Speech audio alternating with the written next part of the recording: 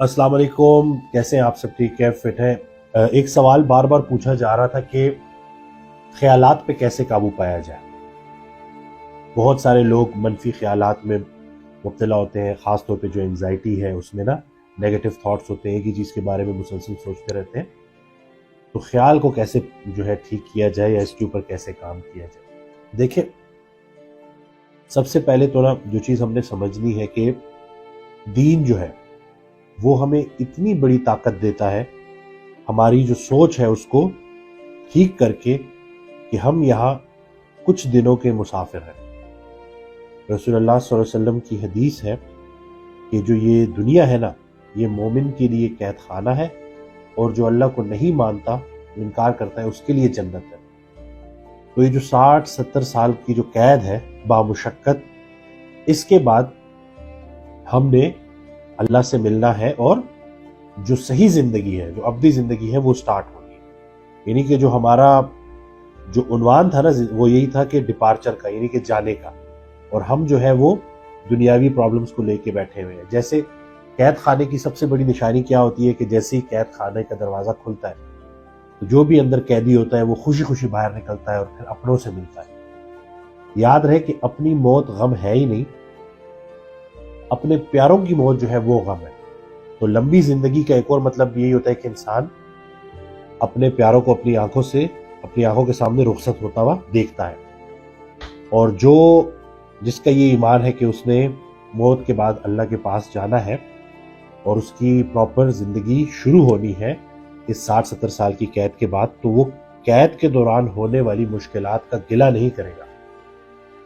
देखिए ना, 60-70 साल गुजारे और उसके बाद जो जो तकालीफ आई, जिस पे आपने सब्र किया, अल्लाह ने आपकी जो है बर्दाश्त बढ़ाई, आपके दर्जात में इजाफा किया, अगर तो आप साबिरीन में से रहे और सब्र करते रहे।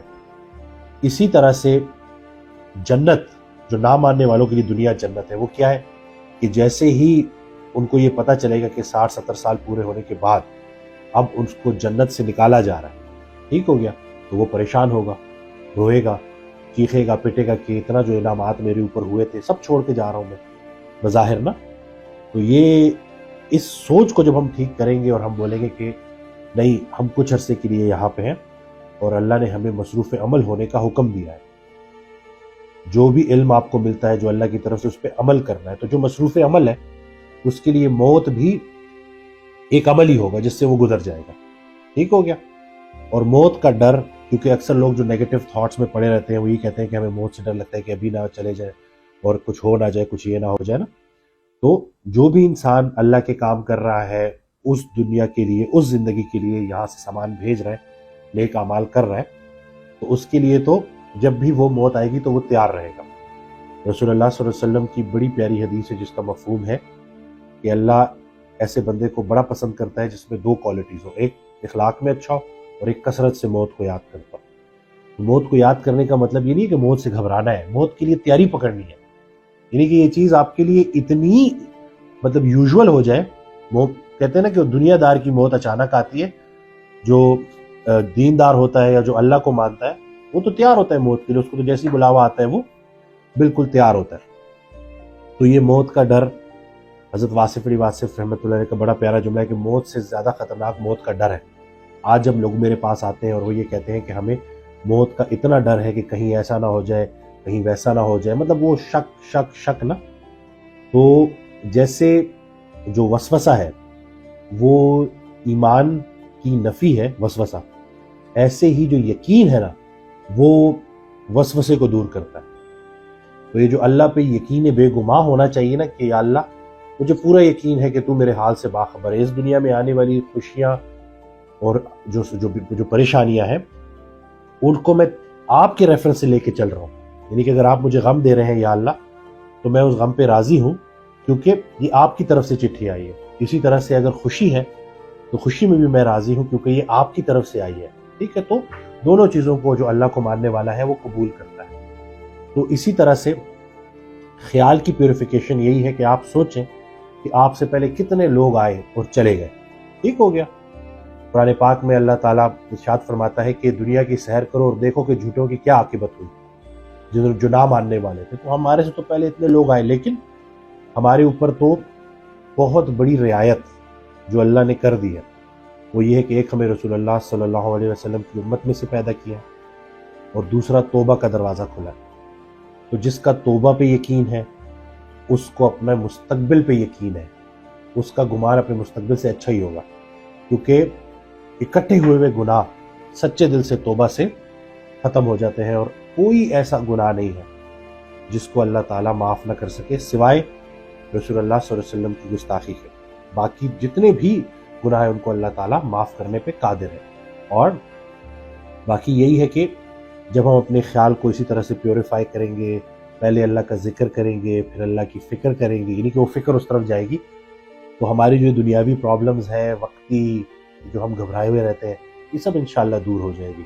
کیونکہ جب آپ کا ایمان اسٹرانگ ہوگا تو قرآن پاک کیا تھا نا کہ وَلَا خَوْفٌ عَلَيْهِمْ وَلَا هُمْ يَحْزَنُونَ، یعنی کہ ان سے ہر طرح کا خوف جو ہے وہ دور کر دیا جائے گا، ہر طرح کا غم دور کر دیا جائے گا. تو وہ یہی ہے کہ لیکن اس پورے پروسیس سے گزرنا ہے. تو اپنا حال نہیں دیکھنا، اپنا خیال دیکھنا ہے. خیال اگر آپ کا اللہ کی طرف ہے، اللہ کی رحمت کی طرف ہے تو بہترین ہے. اس کے بعد تو مطلب وہ کہتے ہیں نا اچھا وقت کیا، اچھا وقت آئے گا، کیا اچھا وقت تو شروع ہو گیا. جس کا خیال اللہ کے ساتھ جڑ گیا اس کا تو اچھا وقت شروع ہو گیا. ایسے ہی جو ہے پیسے کو لے کے لوگ پریشان ہوتے ہیں کہ پتہ نہیں اگر غریبی سے اتنا، وہ ایک جملہ تھا حضرت واصف علی واصف رحمۃ اللہ علیہ کا کہ ہم رشوت کو حلال اور غریبی کو حرام سمجھتے ہیں، کیونکہ شیطان ہمیں نا غریبی کا ڈر دیتا ہے، اسی وجہ سے ہم سے ایسے کام کرواتا ہے کہ جو اللہ کو پسند نہیں ہے. لیکن اللہ نے رازق ہے، اللہ نے رزق کا وعدہ کیا، اور رزق صرف پیسہ نہیں ہے، خیال بھی رزق ہے. اللہ آپ کے خیال کا نام ہے بلکہ حسن خیال کا نام ہے. اپنے خیال کو اتنا پیوریفائی کرنا ہے، اتنا پیوریفائی کرنا ہے کہ اتنا لطیف کرنا ہے خیال کو کہ یا لطیفہ ہو جائے. اسی طرح سے اولاد بھی رزق ہے، نیک صالح اولاد جو آپ کے لیے صدقہ جاریہ بنے، جو اچھے اچھے کام کرے، وہ بھی رزق ہے. وہ مال جو اللہ نے آپ کو دیا ہے وہ بھی رزق ہے جو آپ اللہ کی راہ میں لوٹاتے ہیں. ٹھیک ہے، یعنی کہ اللہ کا دیا ہوا مال اللہ کے دیے ہوئے بندوں میں تقسیم کرتے ہیں.